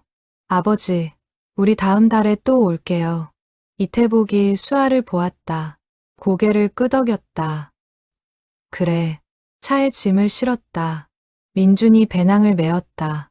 이태복이 뭔가를 들고 나왔다. 작은 상자였다. 이거. 이태복이 민준에게 내밀었다. 민준이 받았다. 열어보았다. 수채화 물감 작은 케이스와 붓한 자루였다. 장에서 산 이태복의 것이었다. 민준이 이태복을 올려다보았다. 할아버지도 그려야지. 이태복이 웃었다. 그 웃음을 수아는 처음 보는 웃음이라고 생각했다가 아니라는 것을 알았다. 어릴 때 봤다. 아버지가 이렇게 웃은 적이 있었다. 아주 오래전에 그 웃음을 잊고 있었다. 그럴게. 이태복이 말했다. 차가 마을을 빠져나갔다. 수아는 백미러를 보았다. 이태복이 대문 앞에 서서 손을 흔들고 있었다. 차가 구비를 돌 때까지 손을 흔들었다. 수아는 손목을 창문 밖으로 내밀어 답했다. 아버지의 모습이 사라질 때까지. 앞을 바라보았다. 뒷좌석에서 소리가 났다. 엄마. 수아가 놀라서 백미러로 민준을 보았다. 응? 할아버지한테 그림 보내줄 거야. 수아는 웃었다. 눈물이 아직 남아있는 눈으로 웃었다. 그래, 그러자. 민준이 스케치북을 펼쳤다. 크레파스를 꺼냈다. 차가 달리는 동안 민준이 그림을 그렸다. 수아는 앞을 보며 운전하면서 아이가 그리는 소리를 들었다. 크레파스가 종이를 긁는 소리. 익숙한 소리였다. 그런데 오늘은 그 소리가 달랐다. 더 활기차고 더 빨랐다. 강원도 상고를 빠져나오는 길이 이어졌다. 단풍이 물든 산이 양옆으로 늘어섰다. 하늘이 맑았다. 구름이 없는 날이었다. 파랗고 높은 하늘이었다. 그 하늘 아래 오래된 기와집 한 채가 있었다. 이태복이 마루에 앉아 있었다. 물감 케이스를 열었다. 붓한 자루를 꺼냈다. 물컵에 담갔다가 꺼냈다. 파란색 물감에 찍었다. 종이를 내려다보았다. 손이 조금 떨렸다. 붓이 종이에 닿았다. 파란 선이 그어졌다. 하늘이었다. 관측소 위에서 보던 그 하늘이었다. 수님과 마지막으로 손을 잡고 바라보던 그 하늘이었다. 손이 떨려 선이 구불거렸다. 이태복은 멈추지 않았다. 선이 이어졌다. 구불거리면서 조금씩 하늘이 그려졌다. 수님이 보고 싶었던 그 선이었다. 이제 그려지고 있었다. 늦지 않았다. 단 한 번도 늦지 않았다. 이것이 손자의 그림이 할아버지에게 전한 것이었다. 말 한마디 없이 크레파스 선들로 7살짜리 손자가 74살 할아버지에게 건넨 세상에서 가장 조용한 선물이었다. 민준이 그림을 이태복에게 건넸다. 노인은 그것을 오래 바라보았다. 수채화의 색이 아직 촉촉하고 파란 하늘과 갈색 기와 노란 감, 그리고 마루에 앉아 그림을 그리는 두 사람이 담겨 있었다. 수아가 먼저 돌아보고 굳어졌다. 이태복도 천천히 고개를 돌렸다. 할아버지. 민준이 처음으로 자발적으로 완성한 말이었다. 이 집에서, 이 사람 앞에서. 수아의 눈에서 눈물이 흘렀다.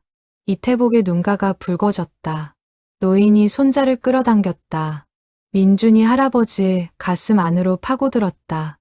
이태복이 그래라고 한 글자만 말했지만 그 안에 모든 것이 담겨 있었다. 수아는 어머니 수님이 떠올랐다. 일기 마지막 페이지의 그 글씨. 마지막 소원이 이루어지지 못했다고 생각했는데 어쩌면 다른 방식으로 이루어진 것일지도 모른다. 수님이 보고 싶었던 것은 아버지가 그림을 그리는 것이었다. 그것이 지금 일어나고 있었다. 차가 마을을 빠져나갔다. 수아는 백미러로 대문 앞에 서서 손을 흔드는 아버지의 모습을 바라보았다. 민준이 뒷좌석에서 스케치북을 펼쳤다. 강원도 상고를 빠져나오는 길에는 맑은 하늘 아래 오래된 기와집이 보였다. 그 집의 마루에서 이태복이 50년 만에 처음으로 붓을 들었다. 파란 하늘이 종이 위로 번져나갔다. 그것이 수님이 보고 싶다고 했던 그 선이었다. 늦지 않았다. 민준의 그림이 이태복의 서랍 안에 놓였다. 그것이 오래 거기에 있을 것이었다. 수님의 공책 옆에. 차가 완전히 마을을 빠져나갔다. 이태복은 대문 앞에서 한동안 서 있었다. 그러다 마루로 들어가 붓을 들었다. 파란 하늘이 종이 위에 번지기 시작했다. 아직 손이 조금 떨렸다. 그래도 멈추지 않았다.